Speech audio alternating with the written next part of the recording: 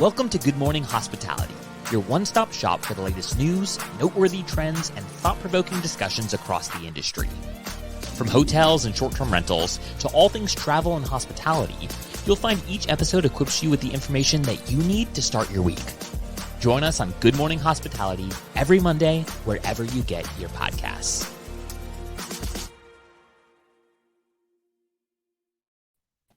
Good morning, team. I love that new video so much better than all of our old ones. So, it's just so refreshing.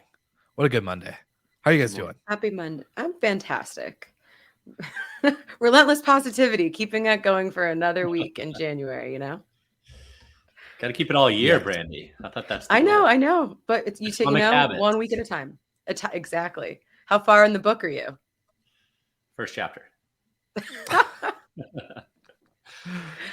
I love it. Have opened it Well, and we had started reading it, but what not book yet. is this? Atomic Habits. Oh, yeah. It's a great book. Yeah. It is a great book.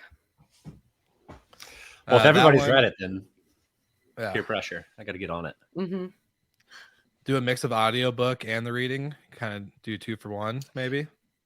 I'm Yeah, really it's good actually at one of reading the- when I'm on long flights and I've downloaded the book. Yeah. There you go. I love it. The best Well, it's good to see you guys again. We had such a fun week last week with our episode getting tons of engagement in a lot of ways based off of the thriving topic of AI and chat GPT. So glad to kind of run off that coattail, I guess, from last week's episode. And then, of course, our influencer roundtable that we did, getting to jump into predictions of 2023. So, which was what we're going to do a deeper dive in on today. And Jason agrees with you on Atomic Habits. It's a great book. So, always All right. encouraged. Everybody's on it. I got to get on it. It's peer pressure. I love it. You got to get, it's Yeah. good peer pressure. Yeah. Okay. Yeah, we're not trying to tell you to do Start with drugs small or steps, drink too right? much. Yeah. Love it. So I guess we're just going to jump in. We don't really have like a news story for the week. There's a couple things that did pop up. I know we mentioned through the group chat and stuff that we have on the back end, but I think we should just get into, oh, look at that, man. We're getting all sorts of people commenting today. But yeah, just get into the predictions and the deep dive. And so I'll let either one of you kind of start, maybe give some insight or context to why we picked this as our topic this week. Michael, you look like you're ready to answer that question. So Happy have to, you Will. have you jump in. Yeah, so last week, and I think it'll be released this week if you didn't catch it live, we had some predictions across a lot of the podcasters within Will's network from various subtopics of niches within short-term rentals to broad-based hotels, to helping hosts and beyond. And I think it's worth taking a little bit deeper dive on the things that we think are going to happen, because we each only had about 4 minutes to discuss. So for me, I'm kind of sitting in between hotels and short-term rentals. I'm primarily in the UK and Ireland, but there's trends that we see pop up all the time. In fact, Ace Hotels sold last week, another brand that got gobbled up. And for me, the prediction was there will be another hotel company launch or acquire a multifamily apartment brand this year, following Marriott's introduction of Apartments by Marriott.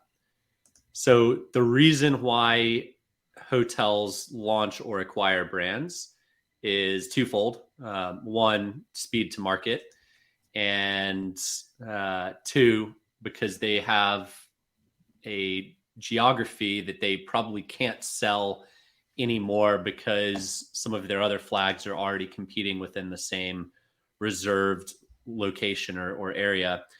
And so if they add a new brand that's not competitive with this brand or that brand, they can now enter the market and penetrate it even further. So they might only have 200 keys that are flagged Marriott, another 200 that are JW Marriott, and another 200 that are Ritz. But now they have Apartments by Marriott, which they can have another 200 keys. So it creates density further in markets that they want to be in. So with the apartment segments, they're really the first one that's entered it to directly compete with Airbnb on market share of who's getting the bookings. It's different because they're a brand, so they're offering standards. They're offering, hopefully it'll feel more like a home than some of these extended stay properties, but they're not calling it extended stay, which is, I think, a big leap in the hotel world, because they've always said we have apartments, but they don't. Extended stays are usually not the nicest to stay in. Yeah, the clientele that's there is spotty sometimes. I mean, I've stayed at some, they're fine. It's not a bash on all extended stay, but generally speaking, that category isn't going to be as nice as the apartments category or as Sexton's apartments will be. And so I think it really plays into how much a brand can dive in. And then they can apply loyalty points as well. And for a company as big as Marriott, loyalty points is huge. They're sitting on, I should have looked it up, but probably $1 billion worth of loyalty points that are yet to be redeemed. I mean, Delta's numbers during the pandemic were insane, and they were able to actually take loans against the values of their loyalty bases. So, wow. Yeah, it's crazy. But some of the stats on the branding side of hotels, there are kind of 7 top brands, and there are 165 flags underneath those brands. Marriott has 30, Accor has about 40, Wyndham has 26, Hyatt has 22, Hilton has 18, IHG has 17, and Choice has 12. And right before the pandemic, this surge of brands started happening. In 2019, 60 brands were either acquired or founded under a flag in 2019 alone, 60 new ones.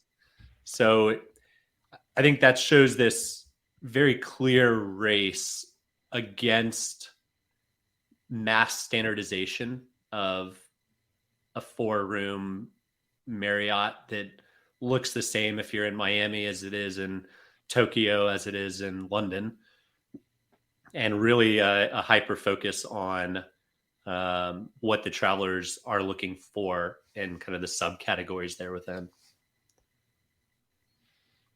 Yeah, I'm very curious about the Apartments by Marriott. I definitely want to go do some secret stays.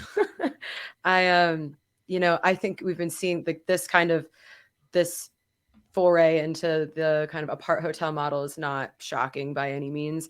I'd stayed, I think it was a residence, no, one of the R ones, and it was Radisson. kind of like a hybrid. Yeah, it was like a suite version, so it wasn't a full apartment, but there was pretty much a full kitchen, except it had 3 burners instead of 4 on the stove. Mm-hmm. And so you could start, and it had just opened. So it was you could tell that is something, they're all these different brands are going to be playing catch up for sure. Yeah. And so of those brands, Accor, Marriott, Wyndham, Hyatt, Hilton, IHG, and Choice. Accor bought One Fine Stay, so they've been in the space a while. Marriott has Homes and Villas. Now they've launched a brand. Wyndham just sold off their vacation rental division to Vacasa, and then they sold off the European division to a private equity firm. Hyatt has taken some bets in the space. They haven't had any pan out yet, but they have been active with some smaller investments in the past. And I'm totally drawing a blank on the name. Actually, that there's this huge residential tower in Brickell. It's the tallest one outside of New York City. And we were trying to weasel our way in there and see if we could get some floors when they were still in development years ago. But Hyatt has, I think, maybe like 5 floors on there, and I think that they're like normal apartments. So it's wow. kind of interesting. It's not a big footprint, but they're definitely trying, I think, going in and partnering with these huge multifamily developments that are these, luxury apartment buildings is also a good way to kind of get your foot in the door. Yeah, these condo hotels have existed for a long time. Ritz has them, Four Seasons. A lot of the luxury properties have that. Oasis Collection is who I was thinking of, that Hyatt invested in a long time ago. Yeah. So Hyatt's made some bets. IHG has, from what I've heard, actively stayed away from short-term rentals, which is very interesting. And then Choice Hotels tried to do what Marriott Homes and Villas is. They were unsuccessful. Loyalty base isn't quite what Marriott's loyalty base is. The brand isn't maybe as the same quality that Marriott's is. So I think they struggled. To my knowledge, they've stopped it, but I could be wrong. But after our show last week, I had 2 people reach out and say, yes, your prediction will come true. They are poking around. There are other hotels poking around trying to create a brand. So very interesting. It's not totally new, but it is something that I think with the right companies like Marriott and Hilton and Hyatt, even Accor in Europe, I think it can eat into Airbnb's market share. So they do need to be a little careful with how they work with these folks. Yeah, I couldn't agree more. It's how good did it feel to have your prediction already affirmed and the key to these predictions is doing stuff that it's 95% sure is going to happen, but hasn't quite happened yet. So, well, that's not bold. One of the requirements was be bold. I mean, that's pretty big news for a hotel brand to start competing in the short-term rental space. So yeah, I'm going to stick to my guns there, Brandy. You should, yeah. I mean, and my prediction wasn't like bold, really. I just kind of, I was trying to think when we were going through this of something that was like, do you go kind of outlandish or do you go with something that has like data behind it? So I think that something actually potentially going to happen is probably the thing, so when we in December, when we look back, we can say like, oh, we were actually right because we nailed it. Well, all right, let's jump into yours. You had a lot of data on yours last week, Brandy. So let's revisit. I went full nerd. Well, everyone was like, "Oh, this is that." And they're like, "No date, like no real data, like from what you gave." And then yours was just like fact. I was like, "Dang, she went in." So let's go. Her homework. That is that's 6 years of business school, I guess, reinforced. But but yeah, I think it was just kind of the overall travel demand, not necessarily focused on the vacation rental or short-term rental industry. But obviously there's like a lot of kind of, I wouldn't say panic at this point, but a little uneasiness about the state of the global economy and what that's going to mean for travel. And based on what I was reading on, the general sentiment is that the travelers' habits are not matching the kind of like global economic sentiment. So you have kind of the big thought leaders are predicting doom and gloom, and travelers are still like, well, Asia just opened up, so we're going to go, to Thailand or whatever. So I think that if people are still sitting on some, extra cushion, some cash from COVID and want to go spend in a place that's just opened up, especially if the flights to Asia from the States are expensive, but once you get there, that's a pretty, economical vacation. And so I think you have that component, and luxury travel, I think, is still just on the up and up. It seems like that there's a renewed vigor around this ultra luxury travel. And then for people who can't, international travel might not be available to them, which is a pretty substantial part of the population, people are still going to go on vacation. They're just going to wait and kind of make these, even though the airline prices are a bit higher, we're still seeing our booking window stay much shorter than it would have been previously. So we'll end the month with really high occupancy, but you're starting the month being like, I guess people are going to book, 2 weeks before they come.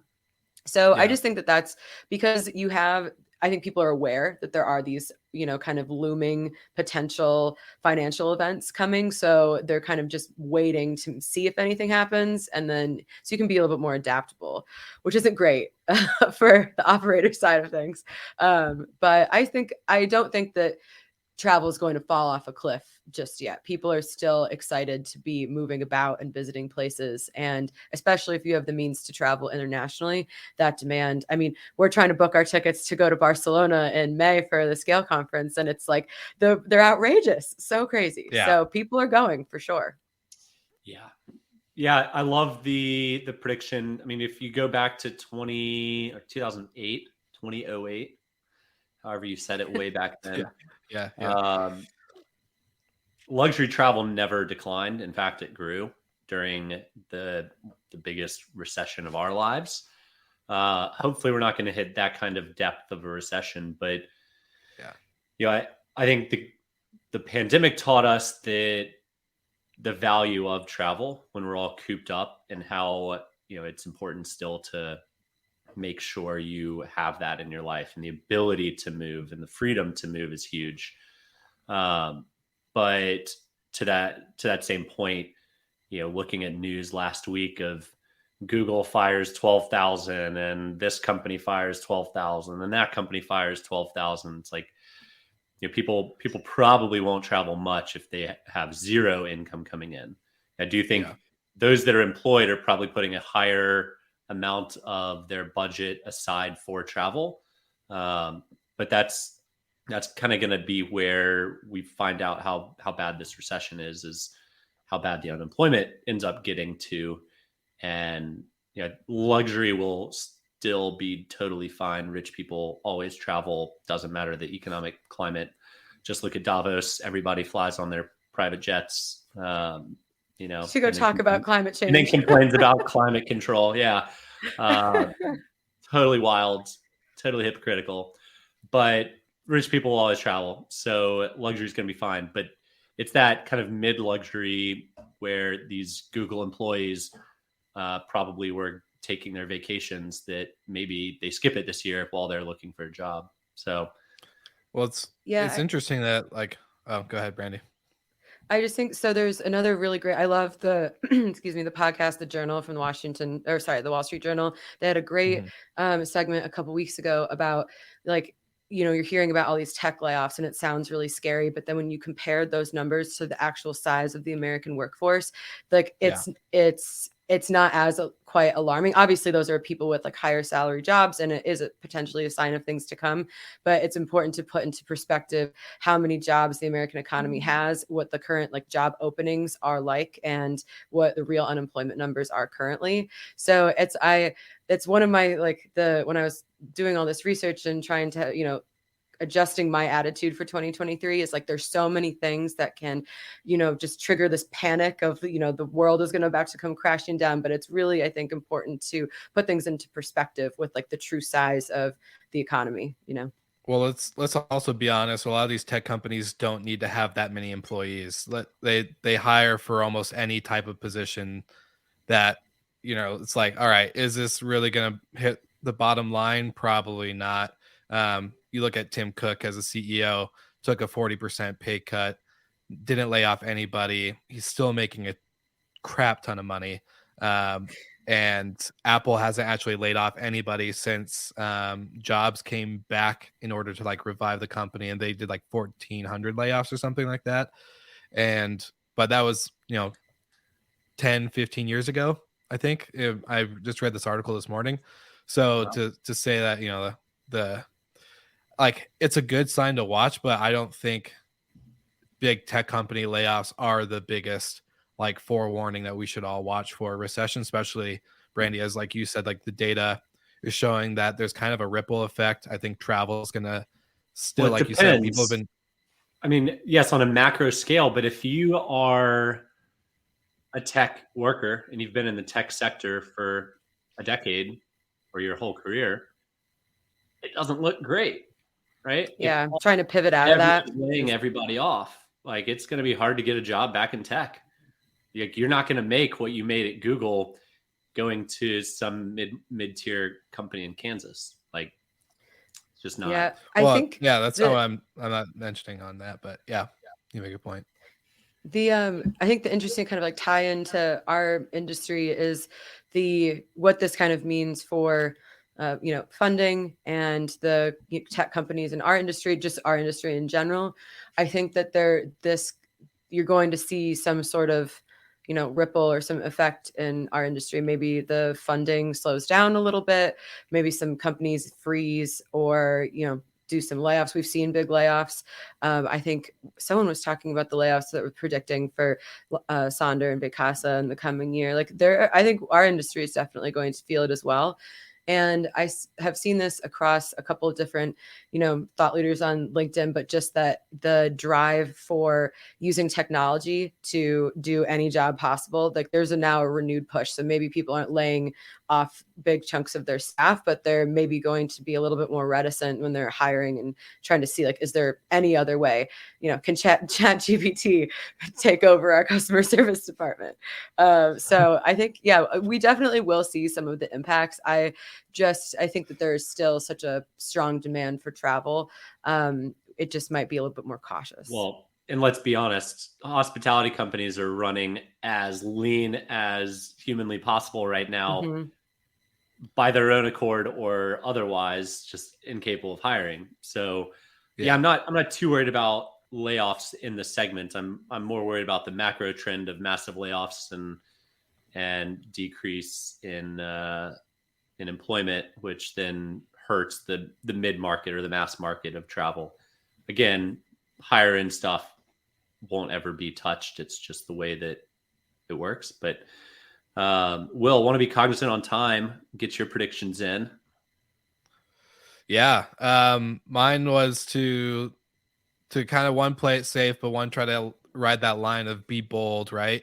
So my first one was Vacasa, more or less not getting rid of homes, but being okay with losing inventory in certain markets that aren't super popular in the travel demand or in the terms of density when it comes to inventory, but then also shifting into building multifamily.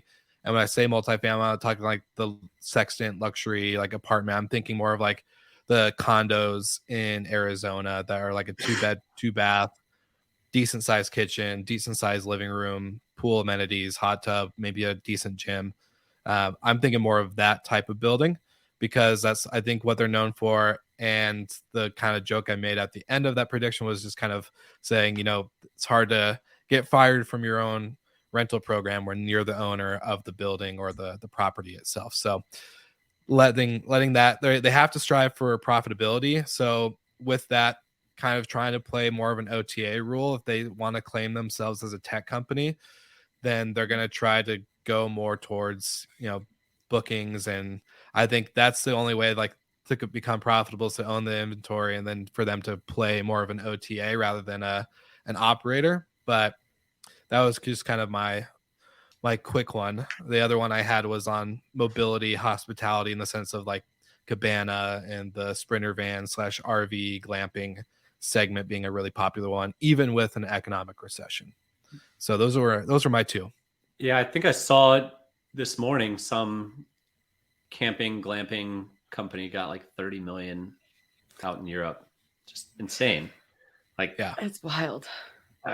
How much does a tent cost? And you just need land in the middle of nowhere, right? Like, it is a bit crazy to have those kinds of valuations and that kind of money. Well, then you look at our friend Hector Hughes with Unplugged. They actually build their own inventory. Yes, I think, didn't he say they're kind of like leasing the land, or do they buy the land, or they lease? They lease the land. They own the structures. Yeah. Yeah. And so to think that a company can get 30 million for buying like land in general, when a company like his should get that funding in order to build real inventory, mobile. Well, I doubt any of these places are buying the land, but the ROI on one of those little cabins is like 14 months. So it's just pure profit after that. It's crazy. Yeah. I mean, that's why people are doing it. That's why the segment's really hot.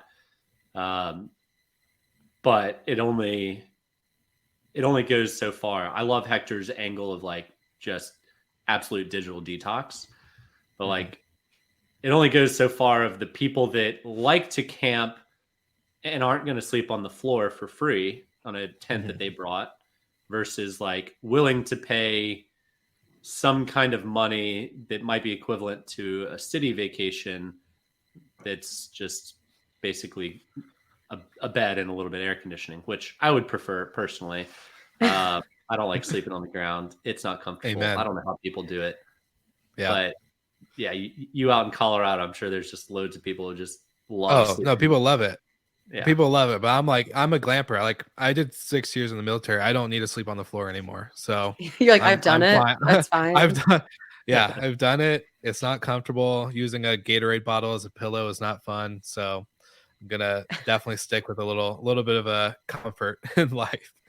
Yeah, I appreciate I'm a little intrigued about your Vacasa predictions because when they were going public, like part of their growth predictions was something like wildly unsustainable. They had to add thousands and thousands of homes every year to match the targets that they set. And so, I mean, there obviously now has been this reshift towards actually you need to make money like across the board. Yeah. That's every. So I can see that. It's just going to be interesting because if they start actively getting rid of inventory, that just continues to take them further away from the growth projections. I don't think they're going to actively get rid of it. I just think they're going to be okay with allowing. Like let's be honest, they're actively getting rid of it, whether they're trying or not. yeah, I was gonna say true. Yes, but it's like the big part of their layoff in October or September when we were getting ready to go to VRMA. A lot of it was the acquisitions department, and if they're not acquiring these small mom and pop in destination operation companies, then where's that money going to go? And I think it's more or less going to be going towards building their own asset rather than purchasing, because if they spend let's say $2 million to acquire a company that has 25 properties or whatever the inventory count, and then all of the owners leave, what a waste of money. Like they have no control over that.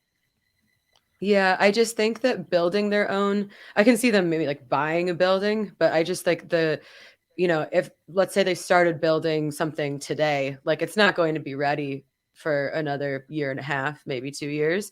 So I think I could see them coming in and buying some, multifamily that's already under construction, or maybe that is already open potentially. But it's interesting that you say that they're known for the multifamily, like, or bigger buildings, because I think I view them more as only like single family homes, but that's just, I think that's what my interaction has been. Wyndham's bread and butter was those big buildings. Like you drive along the coast and the panhandle of Florida, and it's like Wyndham building. Sure. Now it's Vacasa building. But okay, yeah. I think they bought Wyndham with that kind of skill set and expertise, which is a smart move. And to be honest, to be fair to Vacasa, I haven't like kept too much in touch with what their inventory looks like, but I don't think they've been adding massive building after massive building very successfully. I do think they're one of the few that's kind of primed to work with a massive private equity shop that's buying up these assets, because no one else can really do it at scale like Vacasa has the ability to. I think you mentioned something, Will, that for me is what's wrong with Vacasa, which is they view themselves as a tech company. They're not a tech company. Like Sonder's not a tech company. Nope. Sexton's not a tech company. Like, nope. These aren't tech companies. These are ops companies, and ops is messy. And, as much as you want the multiple for being a tech company, like it's really not smart for you to go build a bunch of tech. It's not the core. It's not your core competency.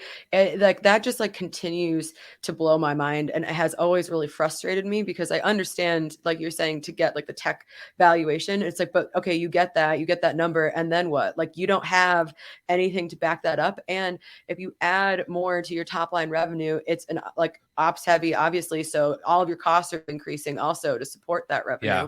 The margins are not great compared to tech. And so it's just like, it's like, yeah, you kind of like lie your way into that number, and then it is impossible to support it. Well, and Go ahead. Go ahead. I was gonna say I get the newsletter from Matt Landau's VRMB, and there's a part at the end where it was talking about one of the members going into creating her own owners portal because they haven't been able to find a sustainable or like a good owners portal from their property management software or whatever. And the whole thing was about advising them against it, because like, you're an operator, you don't need to go build a technology like feature or anything. You don't need to go build tech. You just need to, like, we need to, one, utilize tech to its fullest capability, because a lot of people don't know how to use their full property management software, or even examples like Breezeway or Wheelhouse or whatever. They don't know how to use it fully because we're not tech experts, we're operators. So I think that's the big piece, is like, okay, it may not be perfect, but you need to figure out ways around it and just make something that's good for now, and keep your eyes out for something that could be better. Yeah, it's as crazy. It's as crazy as saying, Track is going to go start a management company, right? Like, it just doesn't make sense. It's not your business, and you're better staying in your lane and adding things like Rented to strengthen your offering, versus like going wide and saying, we own this whole demographic from the traveler, the booking site, to the operations on site, to the software, behind the scenes. Like, it's crazy. Like, why do it? And you also, like, especially if you're an operator with any size, if you have these good relationships with your vendor and you're like, you know what, I wish my owner portal had blah, blah, blah. You could go to your PMS and be like, hey, this is something I really want. Like, how can we get this?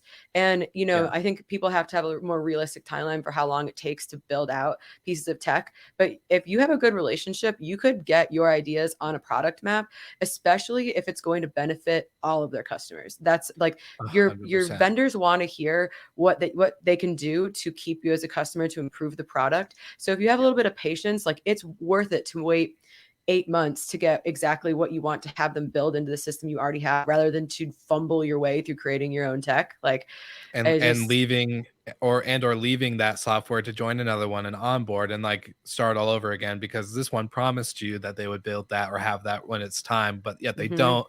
And then you're going through this like dirty, dangerous cycle of he said, she said, well, this and that, blah, blah, blah.